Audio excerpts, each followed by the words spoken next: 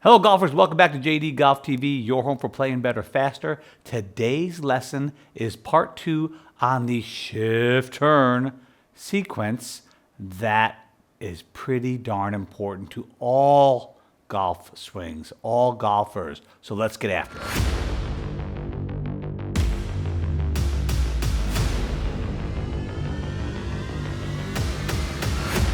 In the description of this motion, we talked about turning back, the downshift, where we're going slightly down, not down and out toward the target line. We're going down toward the target, and oh my goodness, the head moves toward the target. Keep your head behind the golf ball? No. The head goes. The knee, the hip, the shoulder all move forward as our getting in position. Then we turn.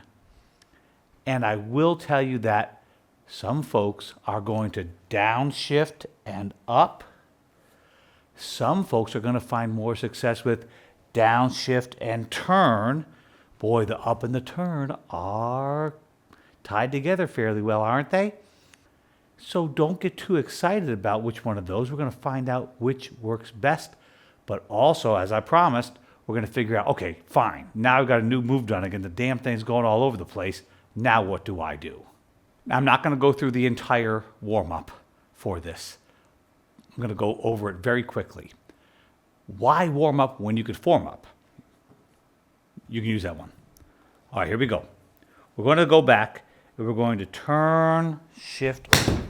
There's the pop. You saw the down, forward, and the pop. Here's the replay.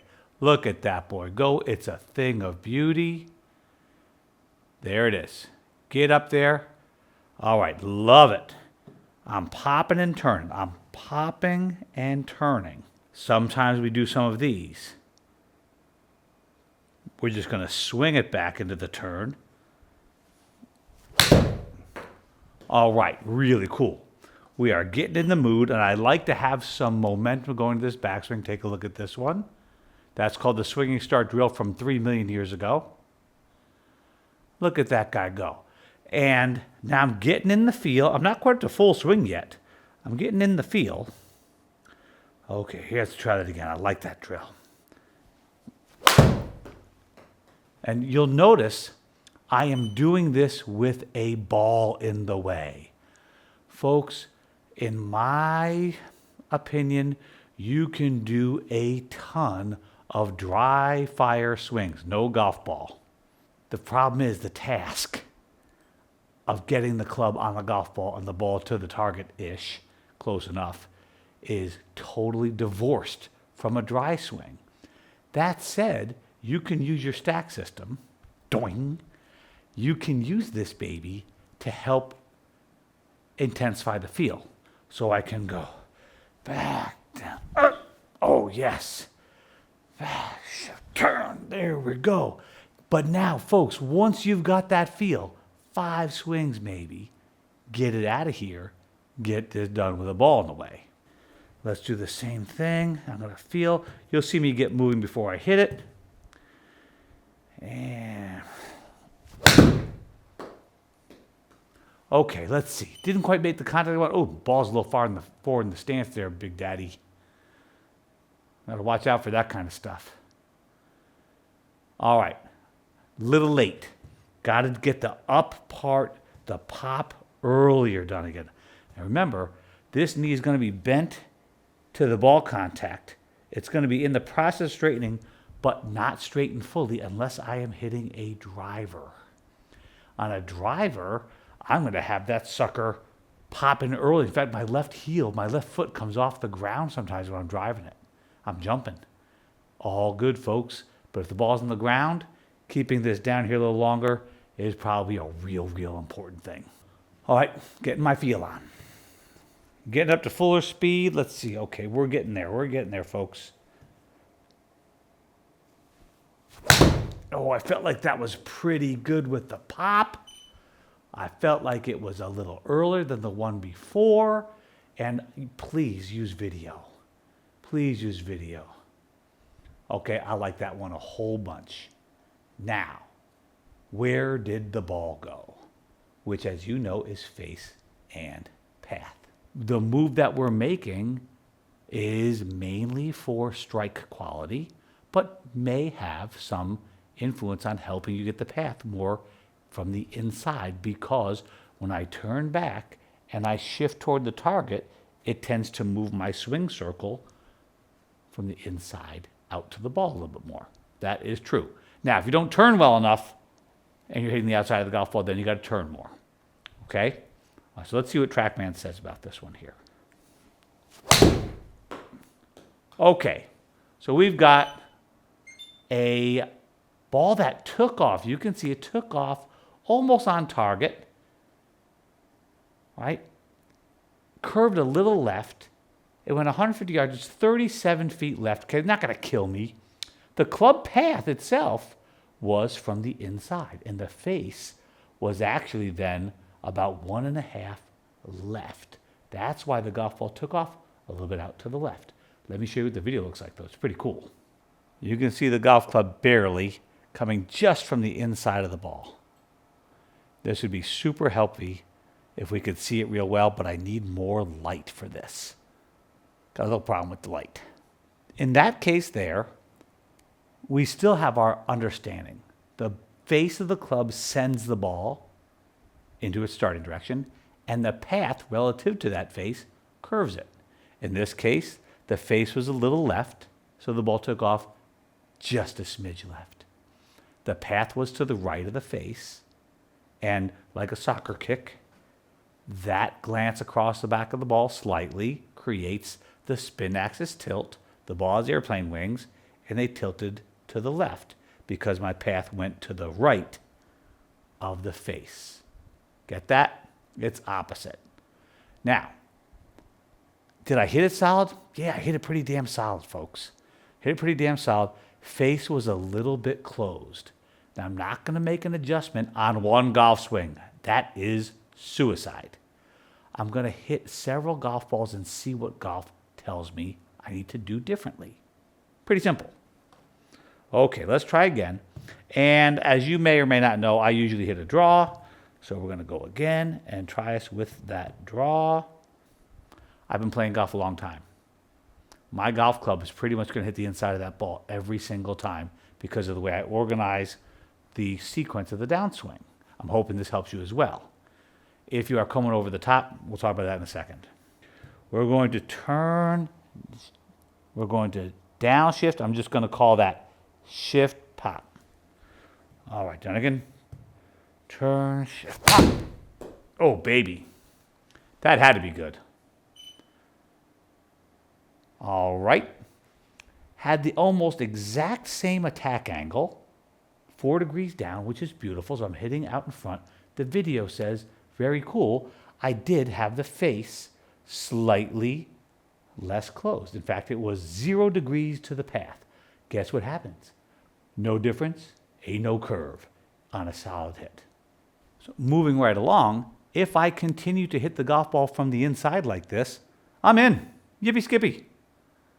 I just have to do a little bit of club face during the way back or at the very top. Unless you're doing something goofy through the golf ball, right? I don't really recommend. There's videos, I'll show you the link up there on my site about club face control. What usually is the case is grip, takeaway, and the very last part of the backswing and the very first start down. So when I do that, my goal is to get, okay, fine, I'm going to downshift to hit it solid. I'm going to pop up to hit it solid. I'm going to alter the face during the backswing so I don't have to manage it during the actual, 77 miles an hour. Okay, fine, we'll call it 100. Here we go. All right, Dunigan, let's do it. Okay, now I'm doing this pretty fast, okay? I don't have complete command over where the ball goes. Only Victor Hovland does, and that was only for 1 week. So, 2 weeks, excuse me. That's close enough. Again, the ball's 21 feet left, 22 feet left on a 8 iron, 156 yards, not sucky. What about when the face and path aren't what you want? I'm going to go face first for a second. And the reason I'm going to go face first is because I saw it again this weekend. I fixed somebody's club face and their path goes from outside in to inside out within literally 1 to 2 swings, because people's brains, without their knowing, are responding to the face angle. All right, here we go. So now we're back. I'm going to go back. I'm going to get more closed on the club face. So I'm going to turn it under. This is called an under twist. Turn that sucker under and keep it really closed and see what we get. All right. Whoa. That's what's going to happen sometimes. In that case, I added the one too many things and couldn't assemble all of it. I'm not going to quit on one. I'm going to give it a few more shots. Okay? By the way, closing the face on the way back, hopefully you saw that. The path just went to 9 degrees inside out, 8.8. That's too much path, completely. But it does have that effect on people. All right, we're working the face. I'll show you that one more time. Let's work that sucker down again. Come on. Work that face. Shift, pop. There's the face. Shift, pop. Oh, baby. That was pretty cool right there. I feel like I got the whole thing mentalized. Didn't quite hit it on the button, but let's have a quick peek at that. And this is an example of what's called serial processing. I don't mean cornflakes. I went back. Oh, keep it. Look at that kid. Close that face. Sweet mama, that's closed for me. All right, now it's really closed for me. And what happens? Oh, I got the whole thing. Did I get the downshift? Oh, man. I got the downshift. That shoulder's right on top of that shoe. That is a thing of beauty. Dunigan, I'm so proud of you. Well done. I know a kid who needs to turn a bit more in the backswing. Okay, so there, as you know, this is one of my favorites. There's that shoulder over the shoe. Very good. That's going to be solid cut. You can see the club shaft is in good shape. Well, you can see the blur of the club shaft. So that's me twisting under. You might think, get that glove logo into the ground. Point the face down. You could even think palm down, palm away. You could even do it like this. Cello, that's what most people are doing to themselves. They're going back up like this and pointing the phone at their ear, and now the face is so open, it's almost closed again. Well, point the phone away, even at the top. So you go here, phone down, phone away, phone up. You have just solved your club face problem, unless you have some kind of asinine grip, which at this point on my channel, if you've been following it, you still have a bad grip. Shame on you. There, I said it. Coach, can't get my path. I'm going back. I'm trying to do all this stuff. I'm coming back, and I'm hitting the golf ball left of the universe like this. Oh, ooh, ow, ooh, ooh. 4 left. Well, in that case, you're going to notice I did not shift first, folks. I just spun my top side around this way first. And that is very, very common. So what we're going to do is we're going to make damn sure that we turn more, shift without turning first on the downswing. This is a really, really big deal. If I do the shift, turn sequence, turn, shift, we got a problem, okay? If I square my face up, I'm just going to hit it left of the world. If I don't square my face up, I'm going to slice it right of the world, okay? But it's not because of the shift, turn sequence. It's because you didn't do the shift, turn sequence. So don't get mad at me. When you're not doing it right, it might not work. Do it righter. Another one you could steal. So this time, I'm going to go back, and I'm going to shift. I'm going to try to keep myself sideways longer. Now, in my case, you might imagine this is going to create one heck of a path. Let's see. All right. Well, that's my 10-degree club path. Oh, 8.7. There we go. Watch him go, folks. He turned back. He shifted while being turned, which is a really cool move. This is a really, really, really cool move. Now, the facts are, you've got to be able to understand the ball flight. Did you hit it solid? If you didn't hit it solid, you better get over here a whole bunch more. Earlier. Don't be working the pop if you're hitting it fat. You've got to get over on that left side. Let the entire golfer move this way. If you have eliminated fat shots, you might hit a couple thin shots because you're moving the low point so far forward, A+. If you are hitting it solid all the time, then please go to what's the face and path doing. Okay? Now, it is also very, very imperative that when you get to trying to take it to the golf course, you may have to go like this. All right, look at Dunigan. I can give you one or t'other. Which one do you want? Well, you have to ask Golf that. Golf, which one of these do you want? Well, Dunigan, you're hitting everything solid. Okay? Maybe you're drawing it too much. Let's work the pop. Because the pop helps me turn faster and may straighten out the path. And this is where you look at. You got to be able to call an audible out there. You got to be able to make adjustments on the fly, or you're not quite a golfer yet. Golfers, real golfers, can make slight adjustments on the fly to improve the outcome of their swings. All right. So I just had a big giant draw, and let's go. And we're going to concentrate on the pop more. Okay, here we go.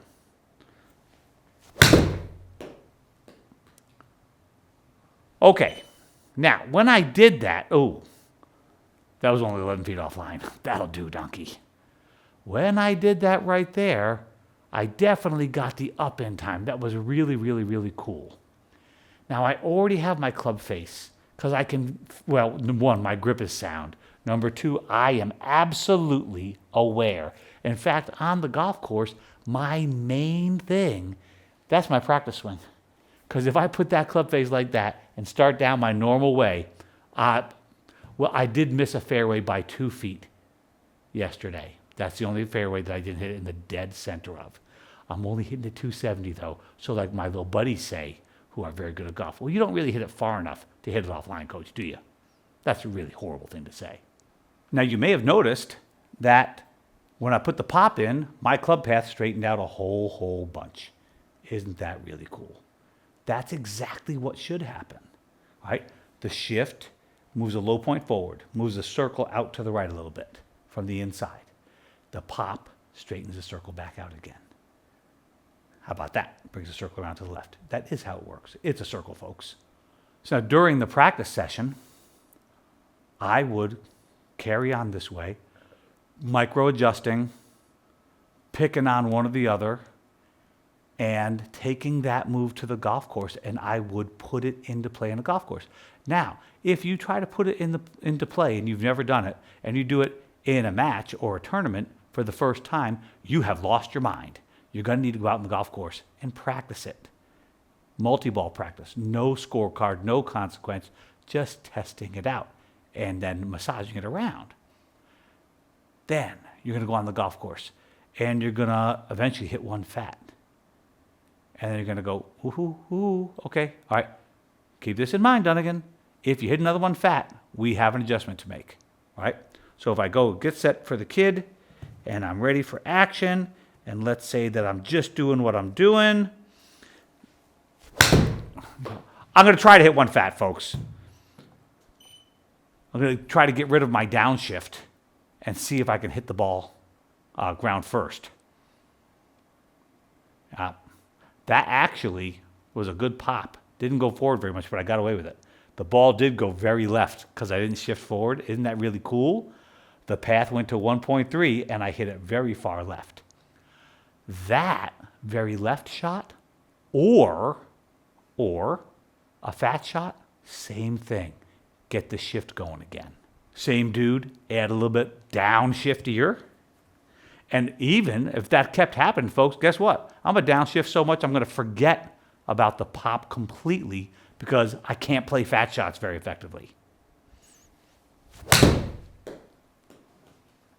Boy, oh boy, that was flushed. And it's back to beautifulness.